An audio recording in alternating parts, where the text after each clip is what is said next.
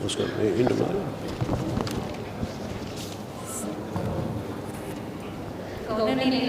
రాష్ట్ర జనసేన అధ్యక్షులు గారు కొణిదెల పవన్ కళ్యాణ్ గారికి విన్నపమండి సార్.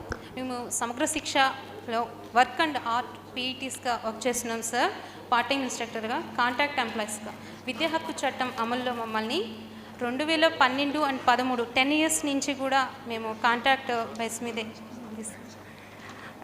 బేస్ మీదే మేము వర్క్ చేస్తూ ఉన్నాం సార్.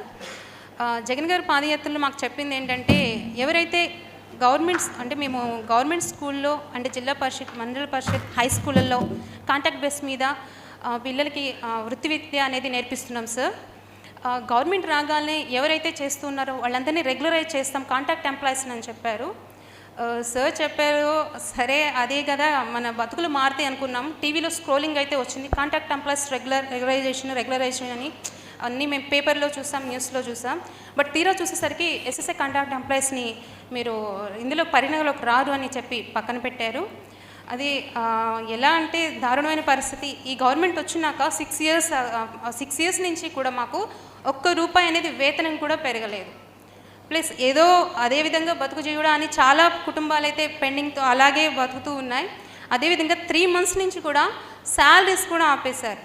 ఎవరైనా వచ్చి బయటకు వచ్చి ఎలా ఉందంటే బయటకు వచ్చి ధర్నా చేసి ఏమన్నా మాట్లాడాలి, ఏమన్నా చేయాలి అన్నా కూడా ఎక్కడ ఉన్న ఉద్యోగాలను కూడా తీస్తారేమో, ఉద్యోగ భద్రత లేదు అన్న భయంతో చెప్తాం సార్, నోరు నొక్కకుండా ఉంటున్నాం. ఇప్పటికైనా బయటకు వచ్చి వస్తే కక్ష సాధింపుతో మమ్మల్ని ఏమైనా చేస్తారేమో, ఈ ఉద్యోగం కూడా తీస్తారేమో అని ఉంది సార్. ఇందులో చాలామంది PhD చేసిన వాళ్ళు కూడా ఉన్నారు సార్. డ్రాయింగ్ అయ్యి రాష్ట్రంతో మీద మేము 25,000 members ఉన్నాం సార్.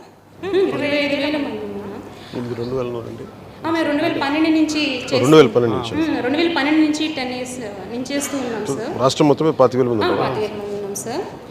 అంటే ఫస్ట్ వాళ్ళు అనేది 2012 ముందు 2014 జూన్ ముందు నుంచి వాళ్ళు రెగ్యులర్ చేస్తూ ఉన్నారు సార్. కొంతమంది అందులో ఒక 4,000 members మేము ఉండండి ముందు ఉన్నాం. ఆల్రెడీ నేను కూడా ఉన్నాను అందులో. తీరా వచ్చేసరికి మీరు ఎస్ఎస్ఏ కాంట్రాక్ట్ ఎంప్లాయీస్గా అన్నారు సార్. మేము ప్రభుత్వ పాఠశాలల్లో వృత్తి విద్యను అందిస్తున్నాం సార్. కూడా physical education sir. Physical education work అంటే ఏం చెప్తారు?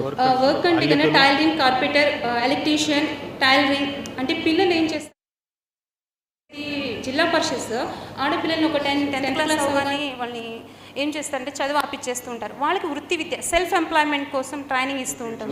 వృత్తి విద్యలో సార్ కేంద్ర ప్రభుత్వం నుంచి వచ్చిన అద్భుతమైన కార్యక్రమం 2006లో.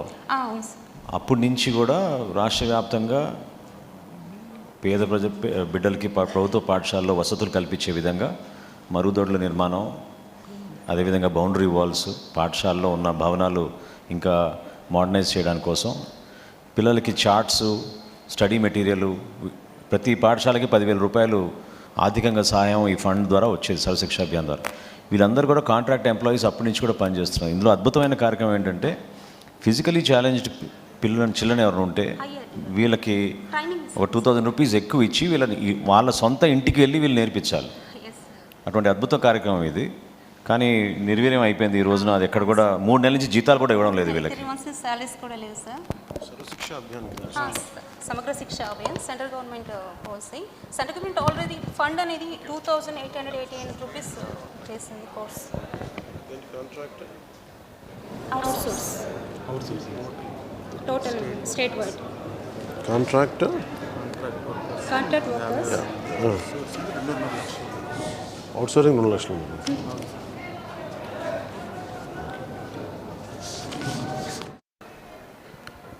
కేంద్ర సర్వశిక్ష అభియాన్ పథకం కింద ప్రత్యేకించి ఈ చదువు 10వ తరగతి తర్వాత చదువు ఆపేసి వాళ్ళకి స్వయం ప్రతిపత్తిని కల్పించేలాగా, స్వయం ఉపాధిని వాళ్ళు చేసుకునేలాగా దానికి సంబంధించిన కోర్సెస్ ఈ టీచర్స్ చేస్తూ ఉంటారు. దాంట్లో భాగంగానే వీళ్ళు ఒక 25,000 మంది రాష్ట్రం మొత్తం మీద ఉన్నారు.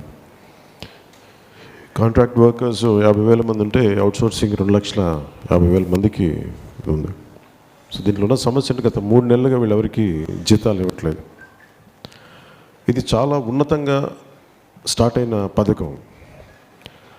కేంద్ర పథకాలన్నీ చూస్తే చాలా అద్భుతంగా ఉంటాయి. ప్రతి రాష్ట్రంకి వెళ్ళేటప్పటికీ అది రకరకంగా పరిస్థితుల్లో అది బలహీనపడుతూ ఉంటుంది. లేదంటే ఒకరోజు వచ్చి మళ్ళీ ఒక కొద్ది కాలం నడిపి మళ్ళీ దాన్ని నిర్వీర్యం చేస్తూ ఉంటారు.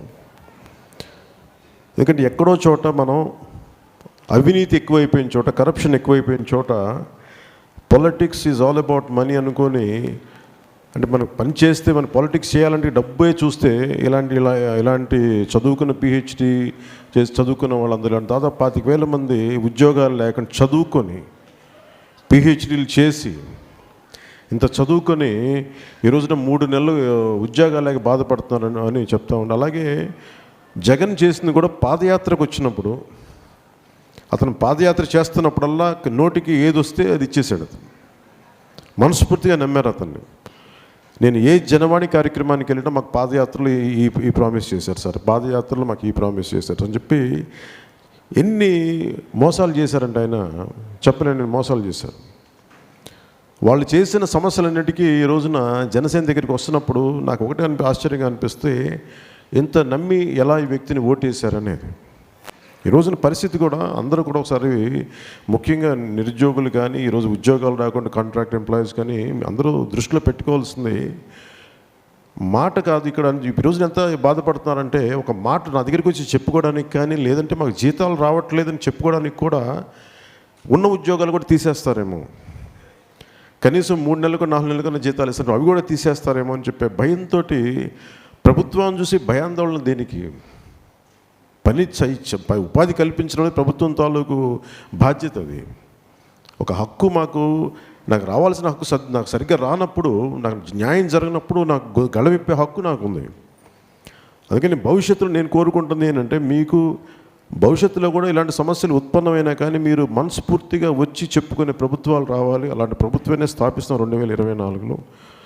ఈలోపు 6 నెలల సమయం ఉంది. ఈలోపు మీరు నా దృష్టికి తీసుకొచ్చారు కాబట్టి దీన్ని ప్రభుత్వానికి, వైసీపీ ప్రభుత్వానికి కూడా తెలియజేస్తున్నాను.